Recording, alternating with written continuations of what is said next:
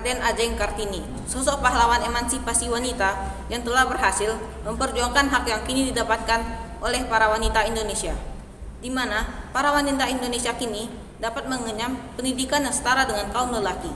Berbeda dengan saat terdahulu, di mana kaum wanita hanya bisa menggantungkan nasibnya pada adat istiadat setempat, seperti halnya Raden Ajeng Kartini, yang hanya bisa mengenyam pendidikan dasar dan itu pun tidak sampai tuntas. Saya Romo, saya ingin berbicara kepada Romo. Apakah Romo mengizinkan saya untuk sekolah lagi? Wah Lando, kamu tuh ya Mbak, gak usah ngoyo. Jadi wedok itu gak usah neko-neko. Saya hanya pengen pintar seperti teman-teman saya di Netherlands Belanda. Apa itu salah? Yo lain tondo, mereka tuh negarane wes maju, rak koyo kita wong deso.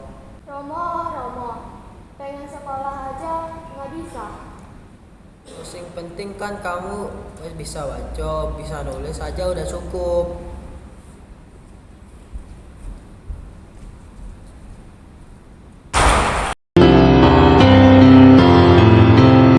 Terkisahlah pada tahun 1891, Raden Ajeng Kartini harus mengakhiri masa belajar bersama kawan-kawannya di sekolah, yang kemudian harus menerima pinangan dari seorang bangsawan asal Rembang. Kartini, kemarilah nak. Ibu memanggilku, ada apa? Kartini, ibu ingin bicara kepadamu. Duduklah. Iya, bicaralah Bu, aku akan mendengarkannya. Nah, 2 hari yang lalu Raden Aryo Singgi datang kepadaku. Ia mengutarakan keinginan hatinya untuk meminangmu. Meminangku Bu, di usiaku yang sebelia ini. Aku tidak mau Bu. Nah, sudah waktunya kau menikah. Terimalah pinangan dari Raden Aryo Singgi. Dia adalah seorang bangsawan Rembang.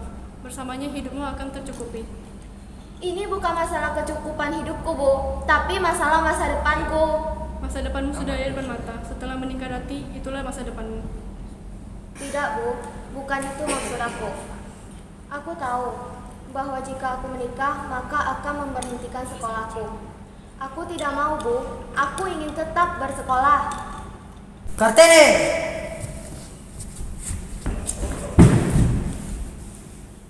Hanya mata lagi Kartini. Romo, aku hanya ingin bersekolah. Aku tidak ingin dijodohkan. Ini adalah ketentuan adat istiadat Kartini. Sudah bingit kau akan menikah. Aku mengerti Romo, tapi setelah menikah hidupku akan berubah semuanya. Aku hanya ingin menjadi wanita yang berpendidikan. Aku tidak ingin menikah. Izinkan aku untuk belajar seperti wanita lainnya. Aku mohon Romo. Aku adalah Romomu. Masa depanmu aku yang akan menentukan. Kau tidak perlu melanjutkan sekolah Kartini. Bisa membaca dan menulis itu sudah cukup. Kau tetap akan menikah. Romo. Kanjeng ibu mengerti maksud kamu Cahayu, tapi adat istiadat itu tidak boleh dilanggar. Apakah semua wanita harus sama sepertiku? Hanya bisa mengenyam pendidikan dasar, sedangkan kaum laki-laki mereka bisa berpendidikan setinggi-tingginya. Mereka berhak berbicara. Mereka berhak untuk memimpin. Semua itu karena mereka berpendidikan. Apa yang bisa aku lakukan? Apa hakku? Aku hanya bisa menuruti perintah Romo. Ini tidak adil bagiku. Saya tidak ingin dipingit. Saya hanya ingin melanjutkan sekolah saya, Mas. Tidak apa Kartini, itu kan sudah menjadi tradisi keluarga kita. Kan tidak mungkin kita melanggarnya. Mas, perasaan saya sekarang sangat kacau. Semuanya terasa seperti dikekang. Bersabarlah Kartini, kau adalah wanita yang tangguh, kami yakin. Mbak Yu, apa itu dipingit? Kata ibu, dipingit itu Mbak tidak bisa bebas seperti dulu lagi. Untuk menghilangkan kesedihannya, ia mengumpulkan buku-buku pelajaran dan buku ilmu pengetahuan lainnya yang kemudian dibacanya. Usia 12 tahun, Kartini sudah dipingit. Dalam masa pingitannya ini, Kartini banyak menghabiskan waktunya untuk membaca. Kartini membaca buku, perlahan membuka lembaran-lembaran buku dan kertas lain satu persatu, kemudian menunduk.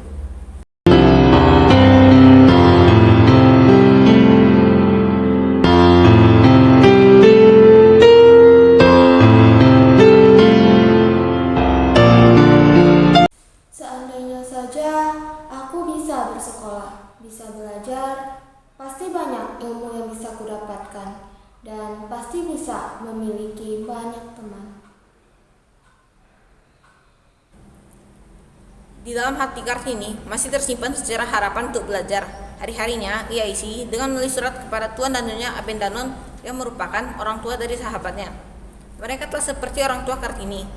Kartini terus bercerita tentang kehidupannya yang tak lagi bersekolah itu, hingga Tuan Abendanon pun memberikan beasiswa kedokteran kepadanya.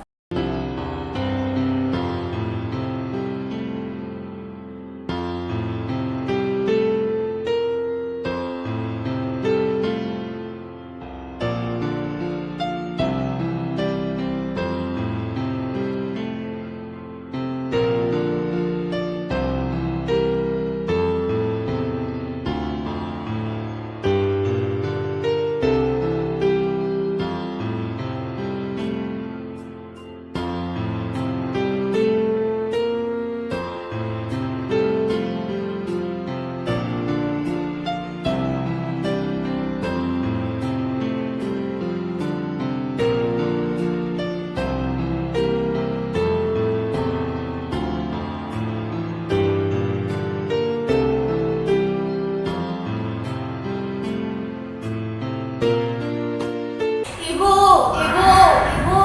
Ada apa, Dok? Apa yang membuat senang ini? Tidak pantas seorang gadis berteriak seperti itu.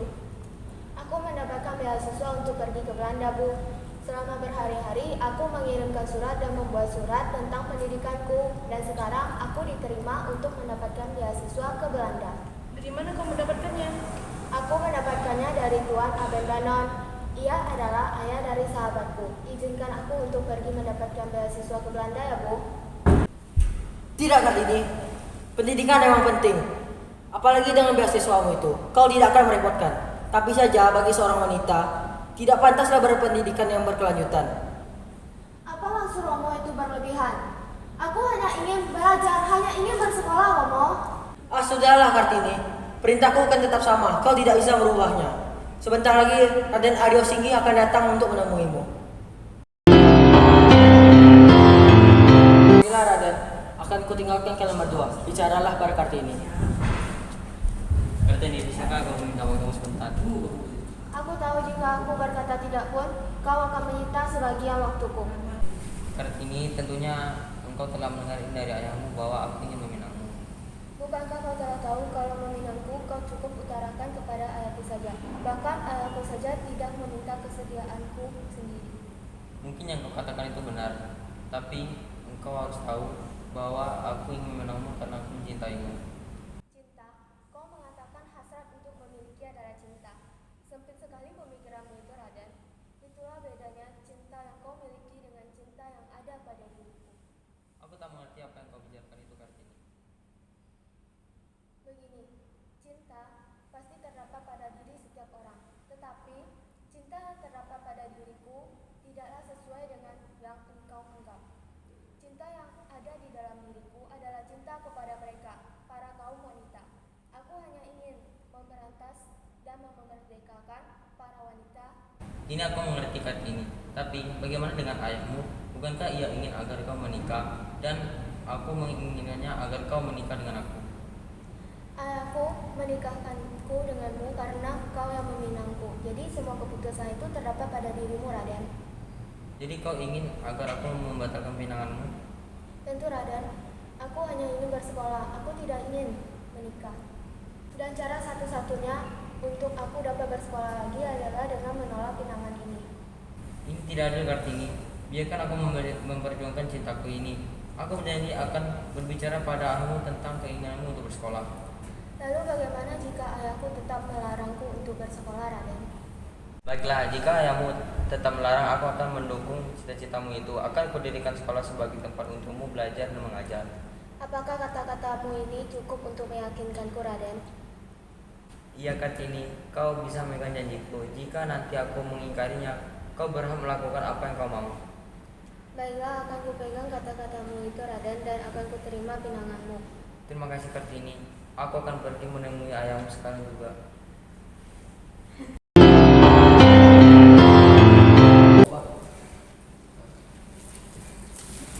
Pada 12 November 1903, Saat usianya 24 tahun, Kartini kemudian dinikahkan dengan Bupati Rembang KRM Adipati Aryo Singgih Jojo Diningrat. Keinginan Kartini terus memperjuangkan pendidikan untuk kaum wanita tidak berhenti sampai di situ. Kartini meminta izin pada suaminya untuk membuka sekolah bagi kaum wanita dan suaminya mendukungnya. Kartini tertarik pada kemajuan berpikir wanita Eropa Belanda yang waktu itu masih menjajah Indonesia. Timbul keinginannya untuk memajukan wanita Indonesia. Wanita tidak hanya di dapur tetapi juga harus mempunyai ilmu. Ia memulai dengan mengumpulkan teman-teman wanitanya yang diajarkan tulis menulis dan ilmu pengetahuan lainnya.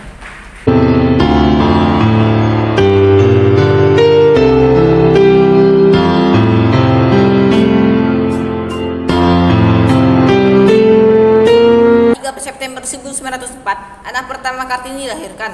Nah itu diberi nama RM Salid. Namun sayang pada 17 September 1904 Kartini wafat. Beberapa hari setelah melahirkan anak pertamanya, ia meninggal pada usia 25 tahun. Kartini dimakamkan di Desa Bulu, Kecamatan Bulu, Rembang. Akhirnya, berkat kegigihan dan dukungan dari suaminya, Kartini mendirikan sekolah wanita pada tahun 1912 di Semarang, kemudian Surabaya, Yogyakarta, Malang, Madiun, Cirebon, dan daerah lainnya. Setelah Kartini wafat, Mr. J.H. Abendanon mengumpulkan dan membukakan surat-surat yang ditulis oleh Kartini kepada kawan-kawannya di Eropa. Buku itu diberi judul Door Dosner Stot Licht, yang artinya dari kegelapan menuju cahaya. Pada tahun 1922, Balai Pustaka menerbitkannya dalam bahasa Melayu dengan judul yang diterjemahkan menjadi Habis Gelap Terbitlah Terang. Walaupun Kartini sudah meninggal, namun perjuangannya untuk kaum wanita akan tetap berlanjut. Kartini lah yang membuat terjadinya perubahan pada kaum wanita saat ini. Emansipasi wanita telah terjadi. Perjuangan selanjutnya akan dilanjutkan oleh para wanita Indonesia. Kartini, inilah cita-citanya, memperjuangkan hak wanita untuk mendapatkan apa yang seharusnya ia dan kaumnya dapatkan. Dan beruntunglah kalian para kaum wanita yang kini telah merasakan apa yang seharusnya didapatkan. Gunakan dan perjuangkanlah hak kalian bagaimana mestinya.